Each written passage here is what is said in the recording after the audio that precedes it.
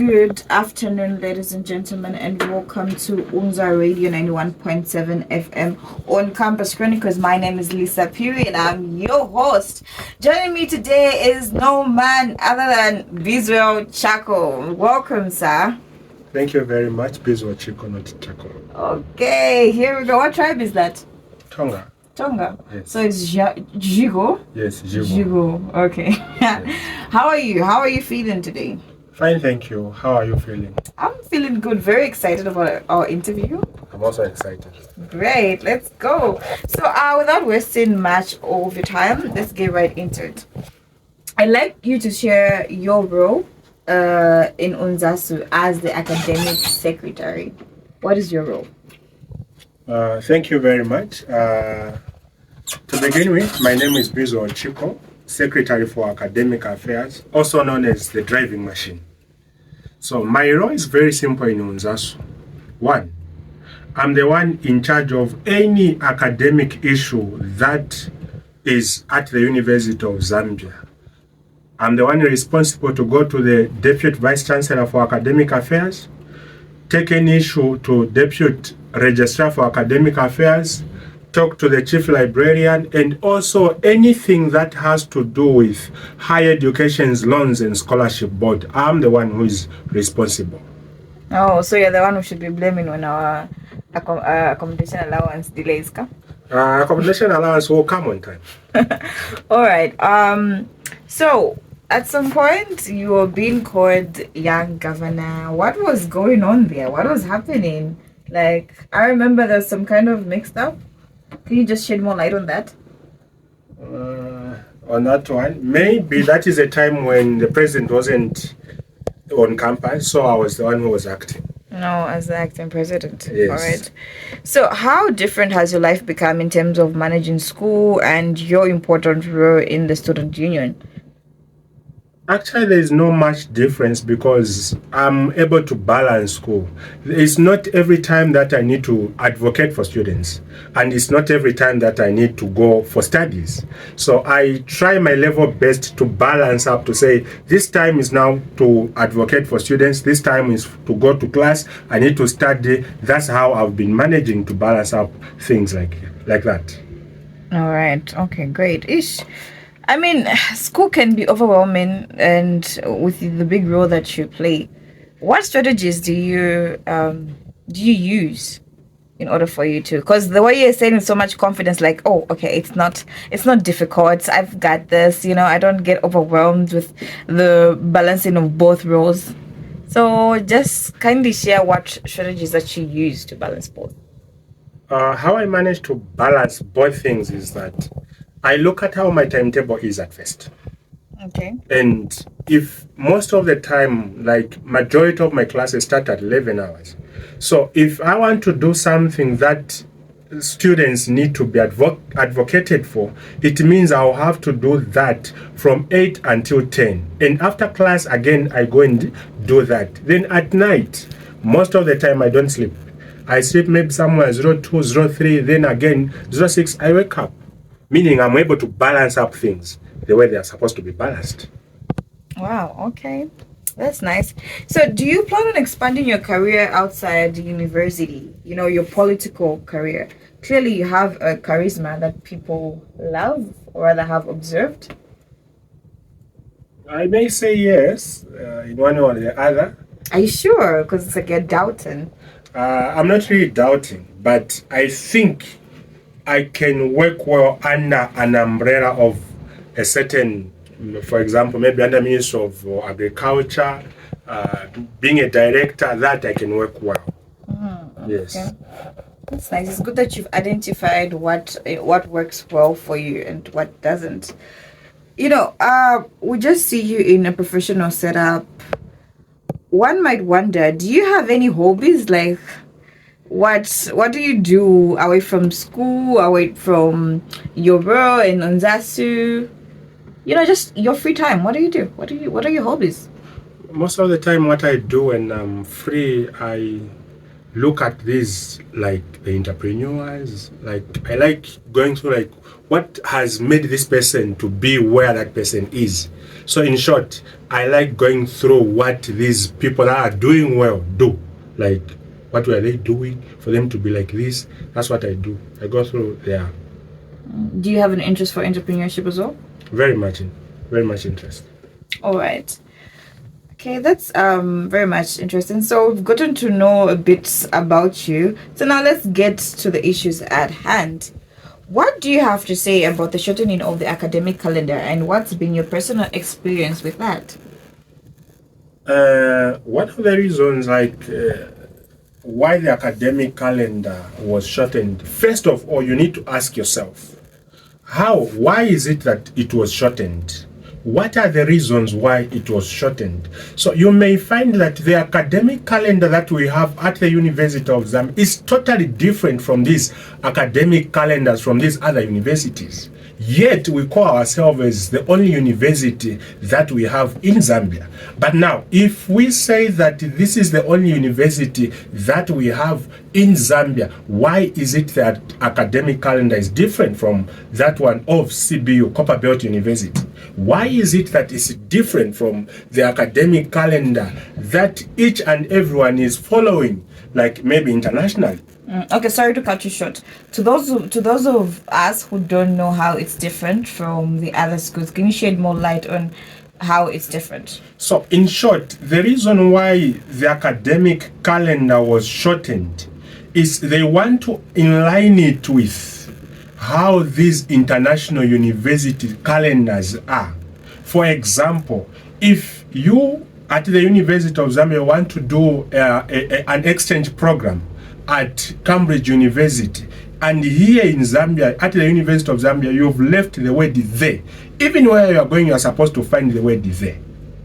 So that is the reason why it wasn't shortened in a way that maybe they just want to make students suffer or what. No, it was shortened in a way that they want to align it with these other international universities' calendar are, to make it simple.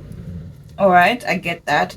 But you mentioned something like, from the local perspective, you mentioned something like to align it also with CBU and whatnot. So how was UNZA's calendar different from CBU and the likes? So from the beginning, the calendar for the University of Zambia, the way it is now, the way it will be starting next year, that's how it has been from these other previous years. The more reason why it was like, it's because of the COVID-19. So it was brought in a way that the COVID-19 made a lot of challenges. So now they are trying to go back from where it was from the beginning so that it can be in line with these local universities and these other international universities that we have in the world. All right, that is clear. I believe that is clear. So, to the most controversial topic at hand, people are not so clear about this no CA, no exam policy. As you're supposed to, are we supposed to clear 50% of our CA, or just clear according to the respective pass marks across schools? Oh, wow. So interesting. So interesting question. What are the reasons why students are encouraged to clear 50% of the CA? That's why you're here to answer me. That's why I want to know. I want to get from you. Well, you're not supposed to tell me. You are the academic secretary. So now, now as students, looking at it in a student's perspective, what are the reasons and what are the benefits of me clearing 50% of the exam? I'm not here to answer questions. I'm here to ask the questions. So you told me. Oh, thank you. I will answer. All right. So thank you. We are not here only to clear the CA, like 50% of the CA, the way others may want to be clearing it. What are the reasons why someone or students are encouraged to have 50% CA? There are a lot of advantages to that. One of the advantages is that if you have a good CA, for example, you have 30 or 45 CA pass mark, then your exam again, you do it well, 45, you get an what? You get an A plus. So now imagine you get an A plus in first year with your CA, also with an exam. So from first year you've been getting distinction.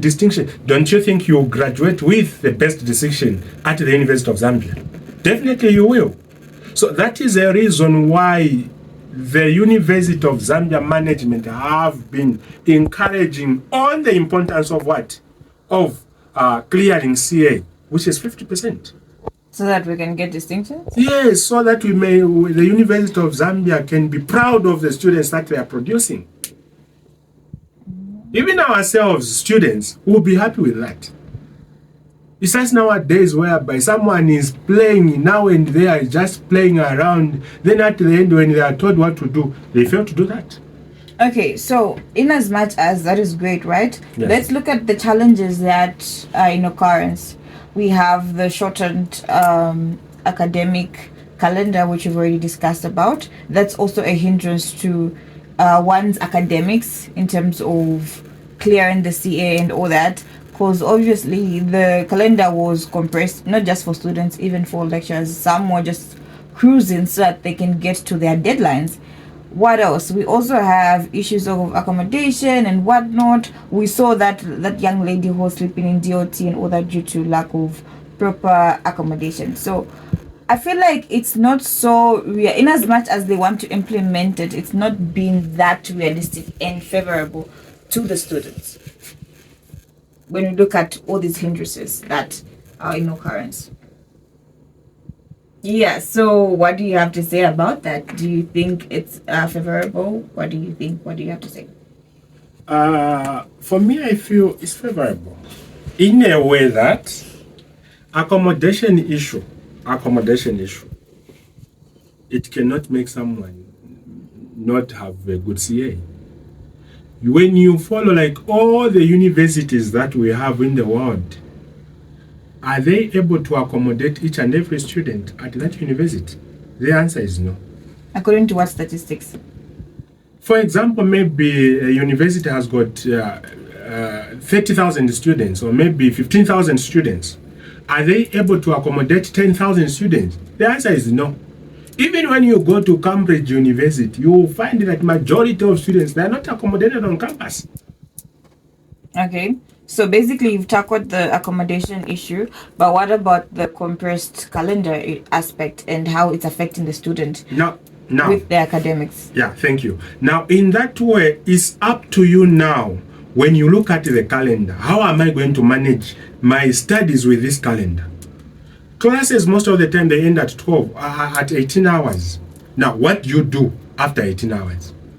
That determines what you produce at the end of the academic year or at the end of the semester.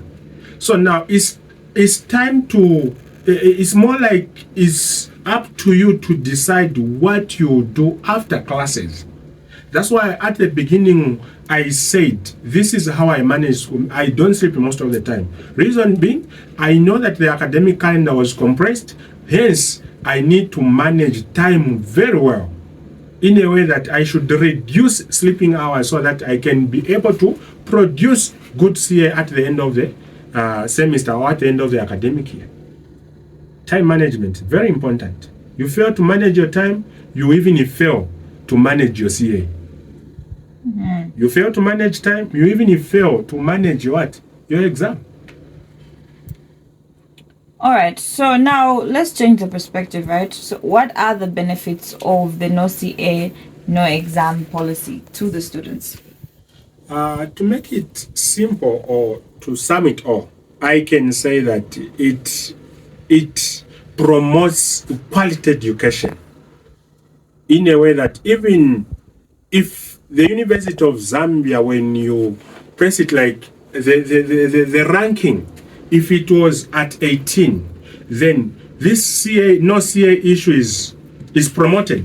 Then it will make students study very hard. As a result, when they study very hard, their results will be very good. And as a result, if their results are very good, the university will will be on a high position. So it will come out from 18th position, maybe to somewhere 6th position, because of promoting quality education and allowing students to study very hard in a way by promoting CA issue to be there. Really? Yes. So what you're saying is that it is quite at an advantage to the students because of the quality of education, and let's say the university and its standards will live up to the expectations. That's what you're saying? Yes. All right, ladies and gentlemen, with that being said, let's go on a short break and we'll be back shortly. Ladies and gentlemen, we are keeping it hot here on Unza Radio 91.7 FM on Campus Chronicles, to be specific. My name is Lisa Piri and I'm your host, and with me is still Bizwell Chiko. So it's getting hot in here, and let's cool it down a bit. We at Campus Chronicles have this show, this segment that we call the Trivia Challenge. So Mr. Chiko, the Trivia Challenge, this is a challenge where we get to ask questions. Sometimes it's a game, first and foremost. Sometimes we play games like what's that? We get riddles and stuff like that. So you, as our guest for today, you get to answer those, and if you answer them correctly, you get a gift. Yeah, if you don't, then you lose out on the gift. So let's get right into the challenge. Are you ready? Very much ready. Okay. So can you name all the colors in the rainbow? What are the colors in the rainbow? All of them. Purple. No. No. Black. Black. No. Red. Yeah, that is correct. Orange. Gray. No. You've gotten two correct. You're remaining with three. There's supposed to be 5 in total. Sorry, there's supposed to be 7 in total. I just see it like that when the rains finishes. So I've never taken an interest of like. You should. Rainbows are pretty. So are you going to finish, or we go to the next question? Next question. Okay. So that one you failed to answer it. Not really failing, but it's just that I've never taken an interest. No, let's say things as they are. You're supposed to mention 7, you've said 2, which means you haven't answered it correctly. At least I know. Wow, justifying yourself. Okay, I'll let it slide. Which country invaded ice cream? In Africa or? Which country? In general. South Africa. No. America. No, it's not America. But is it in Africa? No. It's not in Africa. India. No. South Korea. No. Get one more chance. But you're getting there.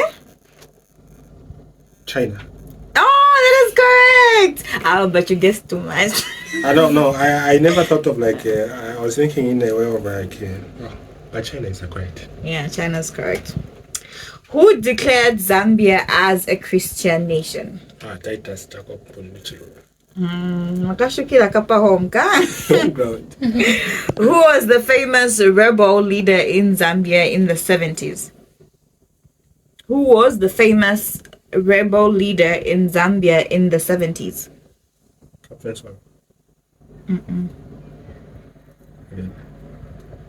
President or leader?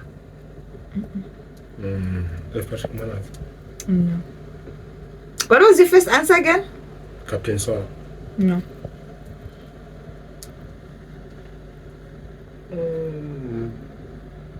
Zambia. Zambia. Chiroga. No. In the 70s. The famous rebel leader in Zambia. Pass, okay. Who walked naked during the fight for independence? All those questions are there. This is the last question, actually. Who walked naked during the fight for independence? And it's a male. I'm not giving you that clue. Oh. Hari Mwangan Kumbe. No. Someone Masaka Popo. No. Not these famous ones. No. Hmm. I won't give you a clue because this is Nathan from home. Winner. No. It's not. Then. You failed. Not really failing. You don't like the word. You don't like to accept that. Okay. Not really failing, but University of Zambia students don't fail. what do they do? Huh? What do they do? They only fail to reach where the answer is supposed to reach, like someone. So where have you reached? At least I've reached the medium. Which medium? You haven't seen. You're not even close. Huh? Not even close. I've responded almost like half of the questions. Okay. Okay, so you failed to answer the last one, but in total you've gotten how many correct? 1, 2. Yeah, just 2 out of 5. Percentage turnout? Let's say 20 out of 50. That's not even average. All right, ladies and gentlemen, that was the trivia challenge right here at Unza Radio Campus Chronicles. Let me tell you one thing: some people get 0, but at least it got 2, so it counts for something. So now, right into our discussion, we have 2 more questions that will be done with our interview. How has the interview been so far? How are you liking it so far? So far, so good. I'm enjoying. Oh, great, that's how we like it. So back to the discussion that we're having about the no CA, no exam policy. This policy has been trying to make its way to the surface in the past 2 to 3 years now, right? Yes. If I'm not mistaken, it used to be scrapped off in the late stages of the semester. Would have different unions bargaining for the students. So what has changed about the system that will convince the student populace that this policy now has valid ground to stand on? How I can answer that question? It's more like someone has a plan of building a house, right? Someone has a plan of building a house. They first begin to plan. After planning, they start digging the foundation. Now, I've seen some houses whereby the foundation can be there for about 2 to 5 years. But does it mean the foundation, like the house, won't be built? I'm not answering any question from you. Just answer and tell me. What I know is that it means that the house will be built at some point. But it's not every time that house will remain constant there to not be built. No. So if this issue was at some point scrapped off, of which I don't know, they just put it aside on certain reasons and certain grounds to say it won't be implemented this time around due to certain reasons. Okay? But don't you think even this year there were valid reasons? If the University of Zambia management don't reach to our expectation, or the university doesn't reach to that expectation of implementing this, then it will not definitely work. Why should it work if the university has failed to do certain things that they're supposed to do? Okay, so now let me ask you this question, right? And I want you to answer this honestly as you can.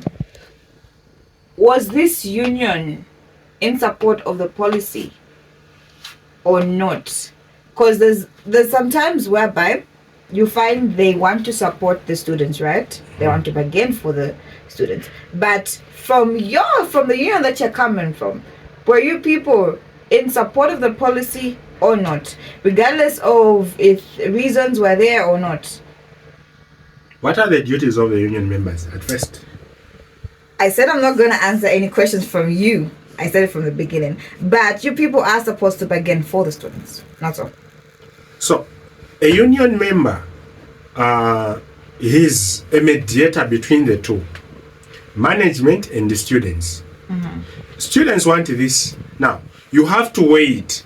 Does this thing that students want a good thing? You have to weigh it. The management is saying this. Does the thing that management is saying good thing or not? You have to weigh it as a leader and as a mediator.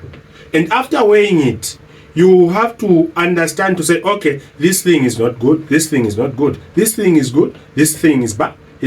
Now, if something is bad, are you going to go for it? Definitely no. Okay, so what you're saying is that you people conclude that this thing is not good for the students. If the university doesn't reach that standard of making it to be a good thing, then as union members, we are against it. Okay, so you have indirectly answered my question. Thank you. Thank you. Okay, so back to our topic, back to our discussion. Before we went on to ask if it's a good thing or not, if you people were supporting it or not, we talked about how the policy, if the policy has ground or not. Did you finish answering that question? Yes, I did. What was your response? Yes, if you remind me of what exactly was the question. Okay, so the question was, I said the policy has made its way to be scrapped off for like past 2 or 3 years, and what has changed about the system that will convince the student populace that this policy now has valid ground to stand on? All right, thank you very much. As it stands, management, yes, what they know is that the policy was implemented long time ago. That's what they know, right?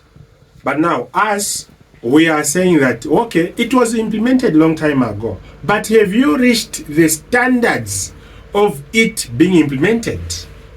So if they haven't yet reached those standards that we expect from them, then definitely we will not agree with them. And so far, what does the policy say? 2 weeks before the exam, the CA should be produced. How many lecturers produced the CAs 2 weeks before the exam? How many? With the little knowledge that I have is that there's no one. So that means they haven't fulfilled their end of the deal. They haven't fulfilled their end. So there's still hope, eh? We still have hope. A great hope. Hope beyond the grave. Was the grave necessary though? All right. So what is UZASU's stance on this policy, and what is the plan to help the students without the CAs? Those with 0.02 CAs. Those with 0.20 CAs, what I can encourage them is let them study for the exam. They'll fail the CA, so let them not fail the exam, because I have hope that each and everyone will write the exam. All right. Yes. Okay, ladies and gentlemen, this has been Campus Chronicles on Unzai Radio 91.7 FM with Mr. Bizwell, Chiko, the driving machine. The only driving machine, apparently. So is there any last words that you'd like to give to the public, to the students, to the audience? Anything you'd like to share before we close off? What I would like to share with students populace is that next week, we'll start writing examination for those of you who have short courses. So what I can encourage them is that study hard. Don't indulge yourselves in examination malpractice. If you are caught, you're on your own. You will go for good. And I encourage each and everyone who has no exam to surely study hard. Let them catch up for this period that we are closing, so that when they come next semester, at least they'll be able to move in the same pace the lecturers will be moving on. All right, spoken like a true academic secretary. Ladies and gentlemen, with that being said, we have come to the end of our show. This has been Campus Chronicles on Unza Radio and 1.7 FM. Catch you next week, same time, same place. Have a blessed week.